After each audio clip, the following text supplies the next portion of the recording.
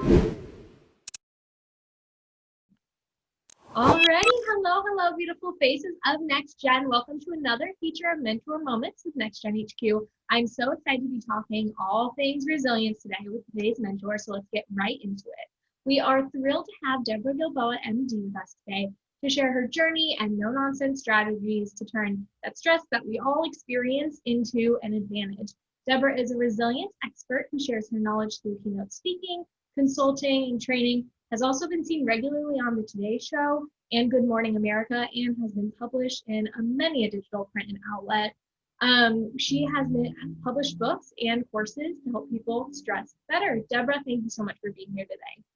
I'm really glad to be here, Jenna. Thank you. Yes, of course. Well, before we dive into your story, I'd love to start off with a Next Gen HQ tradition. Our rapid fires, I will ask you 3 questions and just say the first thing that pops into your mind. Are you ready? Fantastic. Okay, what is a book that you recommend to others?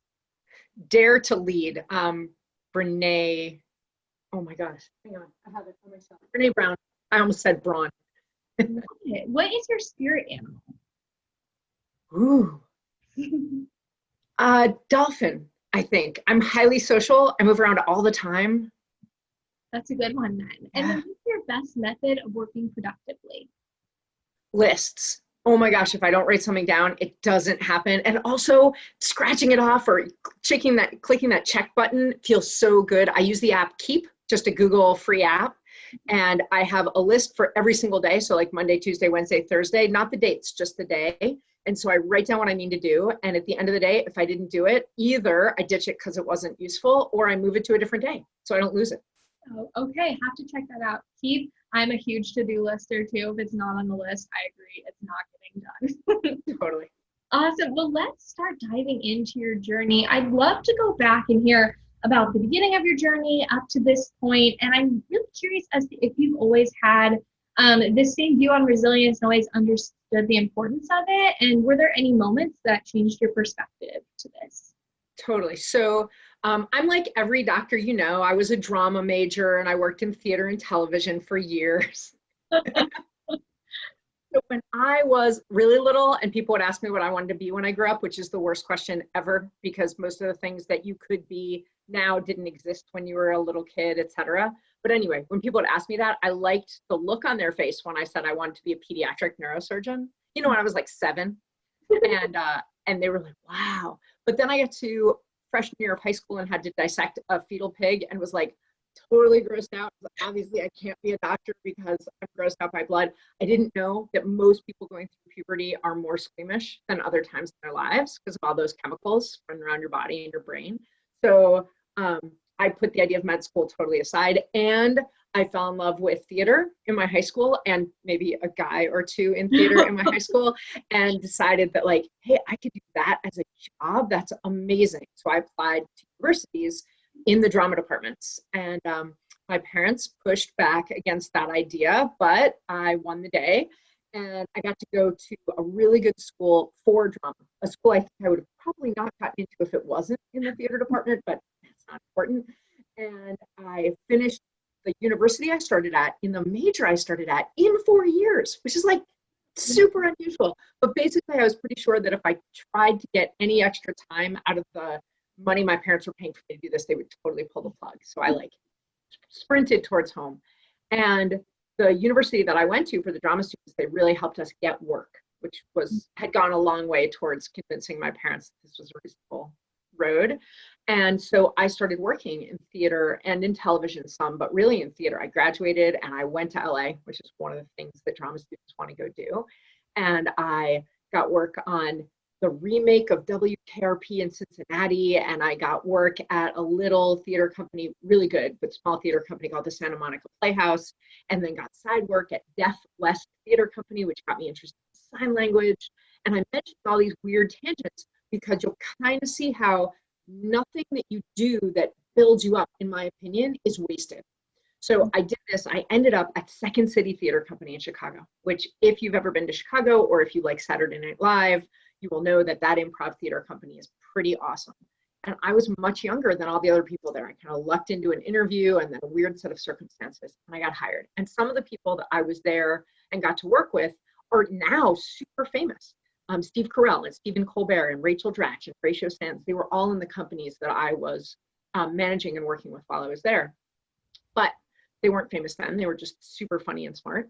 And I was there for a couple of years, and I realized that as much as I enjoyed it, I'd kind of come to the top of that career. There were other things I could do that would be just as good, but nothing that was like the next rung up. And I'm pretty personally competitive. And so I was like, okay, well then I want to stay here. For the next 40 years, I'm not sure that's true. And I started thinking about what else I was interested in, what I felt like was missing. And this is going to sound a little weird, and I think that entertainment is a totally valuable way to contribute to society. But at the time, I felt like I wanted to make a more immediate impact. And I had spent some time volunteering as an emergency medical technician right after I graduated from college, basically because I was bored. And also there was a cute boy who volunteered on an ambulance service. But anyway, I'm going to sound super flighty by the end of this. And I thought about being a paramedic, called some friends who were paramedics, and they said, you'd be a terrible paramedic.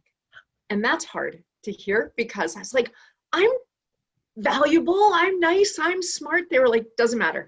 You keep trying to fix things. You keep trying to change the system. Well, why do we do it that way? And shouldn't we do this instead? They said, just go be a doctor. But I thought, I can't go to med school. I'm old. I was 25. Ancient, obviously. So I called Northwestern's medical school. It's right next to Second City. One Monday when we were dark. Because remember, this is so long ago, it's before the interwebs.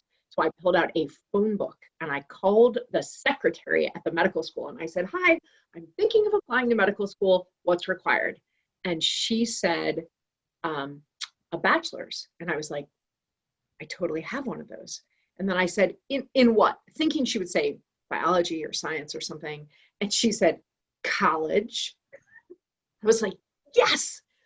So I gave notice. I finished out the season at Second City. I came back to Pittsburgh, which is where I'd gone to undergrad. I took biology, chemistry, physics, organic in 1 year, like it was my job, took my MCATs, got trained as a sign language interpreter because of the work I'd done at Deaf West Theater, and used that job to support myself for that year and the year that I was interviewing.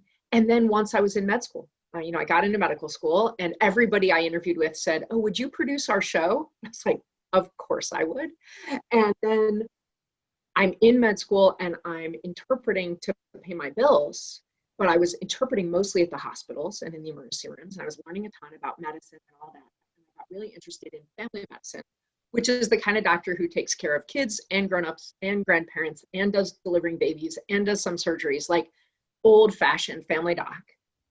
But I really wanted to work on healthcare for deaf and hard of hearing folks, because if you think about sign language, most languages, like Jenna, where'd you learn to speak English?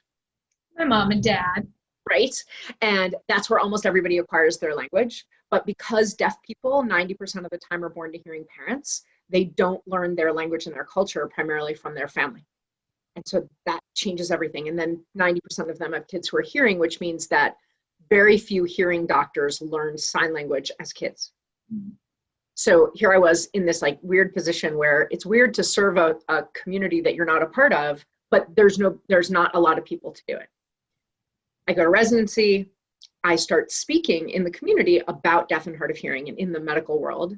And then I got hired at a health center, and I swear to you, I'm going to answer your question here in a minute about resilience. I got hired at what's called a federally qualified health center. We serve refugee and immigrant populations, brand new, just opened their doors, hired me and said, cool, but we don't have any patients. So will you go out and speak and do presentations to let people know we exist? And I was like, yes, because I love getting up in front of other people. And it turns out most doctors don't. I discovered in med school that most people in medicine would rather have a root canal than stand up in front of a group of people and speak. And they're better at having a root canal than they are at speaking in front of people. So I started giving these talks, and this is when I started to see that as much as I love my practice, and I still practice 2 days a week, 25% time now, at that same federally qualified health center, I found that a lot of people really needed help understanding how to approach their sense of wellness and well-being. And then I had one epiphany experience in the office about 10 years ago about this idea of resilience. I walked in to see a woman who was like in her mid 40s at the time, white woman, college educated, middle class socioeconomically, and she had progressive MS, which is this rare type of multiple sclerosis where instead of getting sick and then getting better, every time you get sick, that's your new baseline. And so after just a few years with her diagnosis, she was entirely dependent on a wheelchair. She couldn't use reliably anything below her shoulders, so she toggled her wheelchair around with her chin. And I walk in and I say, "Hey, Miss So-and-so, how are you today?" And she said, "Wonderful." She said, "My grandbaby turned 1 this weekend and he's getting to be so big and the flowers by my front door are so beautiful. And I'm going to that concert series in the park on Friday night." And we went on and had our visit. But like 3 patients later, I walked into another room, also a white woman, also in that decade of life, also in that educational and socioeconomic bracket. And according to her chart, she has just a little bit of low back pain. And I say, "Hi, how you doing?" And she says, "Terrible." And I say, "Tell me what's going on." And she says, "Well, it's just that my family and my work, they don't understand about my back and they don't accommodate me and everything's just frustrating and awful." And I said, "Has your pain been worse?" And she looked at me sort of confused and she said, "Well, no, but it could be." And I went on to help her as best I might, but I thought, how do I get people to be behind door number 1, not door number 2? How do I get people to understand the role they play in their own strength and their own ability to overcome or to handle what comes their way? And right in that moment, I got really interested in this idea of resilience, because I thought when I went to be a doctor that you'd get better if I was good at my job, if I could listen to you and ask good questions and diagnose you and treat you appropriately. But turns out that is a smaller fraction than you getting better if you have certain strengths and skills. And it's not to say that if you're just strong enough, you can overcome illness. It has to do with your satisfaction with the life you're living while you're dealing with whatever you're dealing with. Wow. Well, thank you so much for sharing that. That is quite the journey from theater. I'm a theater girl myself, so totally relate on all of those notes. But going through into the medical field in that just juxtaposition in that one day of those 2 patients, that is definitely an aha moment if I've ever heard one. I would love to talk a little bit about, you've said that society kind of vilifies stress a little bit, and we all know it's unavoidable. Could you maybe speak to how you started recognizing this pattern and how it's impacted your life and the life of those that you work with now? For sure. Jenna, we don't just vilify stress a little bit. If you have a colleague at your company that comes to you and says, "Jenna, you gave me this request or this assignment and it's really stressing me out," you know that they know that they're looking for you to fix it, right? Because as a leader, should you be damaging them in that way? Should you be causing them, you think, "Oh, wow, either I asked for it wrong or it's an inappropriate assignment or like I must have made a mistake."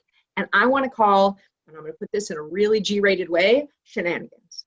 Because stress isn't a toxin. Stress is a tool. Just like if I told you, Jenna, that walking up 1 flight of stairs to do our talk today, I got like a little out of breath, but I'm healthy. You might be too nice to say it, but you know what I need, right?